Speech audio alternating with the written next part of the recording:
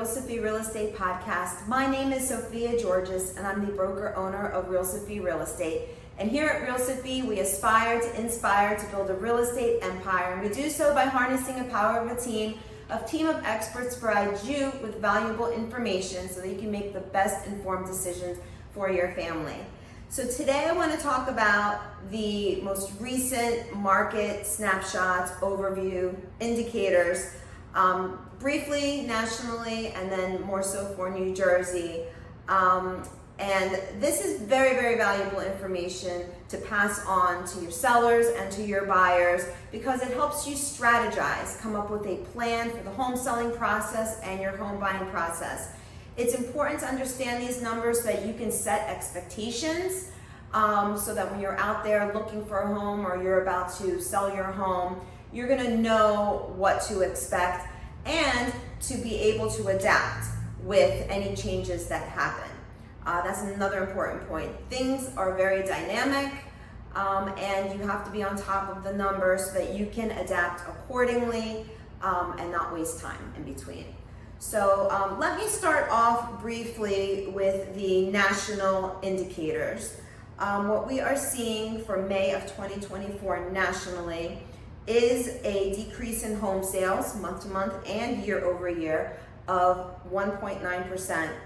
and a sales price that's increased year over year by 13%. Nationally, the sales price is $565,000 currently for May. So the story sort of remains the same. We're still seeing that inventory home sales are low and sales prices are high. Now, how does that translate into New Jersey? Well, monthly snapshot in New Jersey, total overall, inventory has decreased by 3.5% and the price has increased by 11.6%. Again, in line with what is being seen nationally. Now, when we break it down a little bit more into the total market overview, new listings, pending sales, closed sales have gone up, which is very interesting because inventory, homes for sale, has actually decreased. So what is that telling you? That's sort of telling you that it cannot keep up with the market demand out there for these homes. So that translates into a lower inventory. Overall, the market inventory from May of 2023 to May of 2024 is down 3.5%. What I want to say about inventory, and it's so counterintuitive because our interest rates have gone up, right, since last year. And normally what you would expect, and I think this is looking at it very one-dimensionally when the rates are increased, is that the demand is expected to go down, right? Because naturally when you increase the rates, the affordability goes down and buyers start to exit the market. So why have we not seen why are we continuing to see these increases in the sales price? Why do we continue to not see the inventory now, people is starting to become more prevalent, right? To increase. Well, when you break it down, you look at some of these Fannie Mae statistics, the unintended consequences of raising this interest rate, which was really not foreseen. Like I said, it was looked at very one-dimensionally. If you look at it in multi-dimensions, if you broke it down, you would see that many homeowners had mortgage rates, 62% to be exact, of less than 4%. So now that we've increased the rates, yes, some buyers have exited, but homeowners don't want to put their home on the market for sale because they have to find a place to go to, and they've got these low mortgage rates locked in. So why would they want to give those up, right? So as a result, low inventory, not enough homes out there for the demand, right? And what is that translating to is an increase in the sales prices, both the median and the average sales price. The median sales price has increased 11.6% from May of last year to May of this year, and the average sales price has increased 9.7%. Again, from May last year, comparing May to last year to May of this year. Dollar-wise, what does that mean? Well, May of 2023 last year, the average sales price on a home was $584,000 approximately. And this year, May of 2024, the average sales price of a home is $640,000. So huge difference there. Now let's take a look at the affordability index. So that tells you, affordability index is how much can a buyer afford. So naturally, when the rates go up, less affordability. So what we are seeing is the affordability index has decreased by 14%. That's comparing May of 2023, May of 2024, which makes sense because as the rates go up, the affordability drops. But again, it hasn't translated into lower sales prices because the demand is still so strong for buyers and the inventory is still so low. It cannot keep up. So overall, we're still seeing the same sort of trend in the market that we have been seeing and will continue to see. I want to break it down a little bit more from looking at the single family market overview perspective. Again, new listings has gone up for single family homes, and this is in New Jersey, and we're talking about May to May, comparing to the May of 23 to May of 24. But the inventory homes for sale has gone down. Okay, that's exactly what we're seeing overall in the total market overview. Pending sales, all those things, yes, they've gone up, but again, the homes for sale has decreased. And we see that the sales price also has increased. So when we're looking at median sales price, 13%, and average sales price, 10%. And so single family market overview, comparing to May of last year, May of this year, we've gone from $652,000 for the average sales price of a home to $717,000. That's a huge number. And the affordability index as well has dropped as expected as interest rates go up. Again, story remains the same for single family. Low inventory, buyer demand is still high, can't keep up, making the prices still remain high. What I wanted to share with you in a little bit of details is looking at what it was in 2010, what it was in January of 2020, right before we had COVID, and what it is now.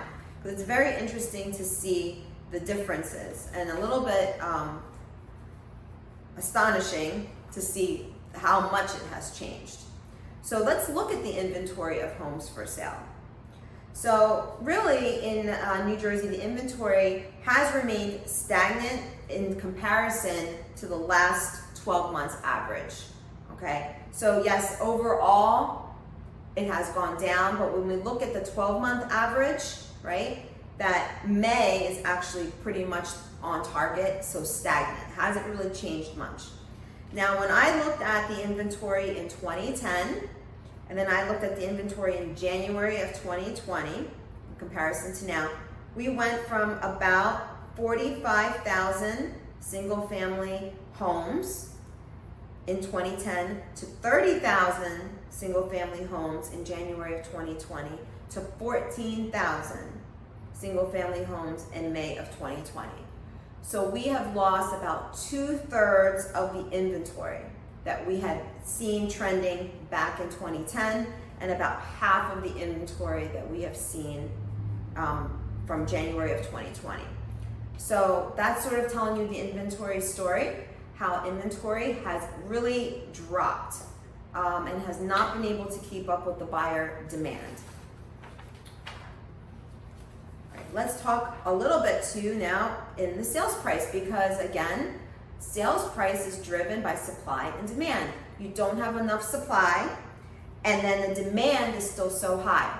And what does that translate to? It translates to higher sales prices because people are willing to give more for a home, and it's also causing the offers to come in higher than the list prices. So let's take a look at median sales prices. how it went from 2010 to January 2020 until now. So what we see is currently in May of 2024, the median sales price is $565,000. The median sales price back in January of 2020 was $330,000. And that is a difference of 71%. So we have seen a 71% increase in median sales price since January of 2020. And if you compare it back to 2010, it was about the same as January of 2020. So that again is a huge, huge number, and you can actually see it's translating into the sales prices. So that was the median sales price, and again we see the very similar thing with average sales price. So what is the difference between median sales price and average sales price? Median sales price is you take the lowest number, you take the highest number, and then you see what falls in the middle. Average sales price is actually adding up all the numbers and dividing by the total number of sales. So that's how you get the average. So average is pretty much the same as we're seeing for median sales price. May of 2024, the average sales price was $718,000 approximately. Back in January of 2020, it was $400,000. That's almost an 80% increase that we see in average sales prices. And again, it was about the same in 2010. So again, astonishing, huge, huge number. And the percent of list price received as expected, because the demand is still so high, we've been seeing them much, much higher. We see that in May of 2024, on average, homes have gone for 4.2% over list price offers received over the list price. Back in January of 2020, they were actually 3% lower. I call those the days when you were getting a full ask offer, like, wow, that's tremendous. Right now it's like full ask, okay, we want more. But yeah, so overall that's a 7% swing from January 2020 until now. Again, telling the story about inventory low, demand high, translating to higher prices, higher list prices received. Now, the Housing Affordability Index is very, very interesting to me because the mortgage rate increase has taken an effect on people's affordability naturally. It's increased, for every 1% it increases, you lose about 10% of your affordability. So if you were looking at a $500,000 house, your affordability now is only $450,000. Right, so that makes certain buyers exit the market because now they can no longer afford the house that they want. It makes some buyers reevaluate the type of home that they want to buy and the price range and areas that they want to buy. So the Housing Affordability Index is at 77, which that number means that it's actually on average with the 12-month average. The May is about a little bit lower than overall than 12-month average. But the point I want to make about the affordability index is that in the past 14 years, so from January of 2010 until now, it is at its lowest. So it's that to me is telling you that the interest rate is starting to take effect. I think people are starting to feel with everything else, the cost of things and so forth, they're starting to feel the affordability drop a little bit. But again, the story remains that the demand is still there. Many buyers are not exiting. Many buyers are still wanting this home. They are just reevaluating their options in finding a home. So this is all very, very important because if you're a buyer and you're a seller, you need to know these things to help strategize and come up with a plan. Now, if we look specifically at Somerset County, and again, we service the entire state of New Jersey here, but since Realsophy is in Somerset County, I'll just tell you the Somerset County numbers. Again, Somerset County is in line with what we are seeing statewide and what we are seeing nationally. new listings being up, however, inventory not being able to keep up. It's down by 4.8%. Median sales price up 9.3%, and the percent of list price received over the asking price is 2.1%. So what have we learned today? We have learned that pretty much we are still seeing this low inventory, high buy demand, high pricing, although we are seeing the affordability drop. So all that is telling us is that we are reevaluating and re-strategizing a plan to get buyers into a home. We are seeing that sellers are still hesitant to list because of these high mortgage rates. So we will continue to monitor these trends and notice any changes, and of course report back to you. If you would like to get further details of other counties, or you have questions about what we discussed today, please feel free to reach out to me, and I'd be happy to provide you with any information that will be of value to you. Again, I appreciate all of you listening and tuning in today to our Realsophy Real Estate Podcast.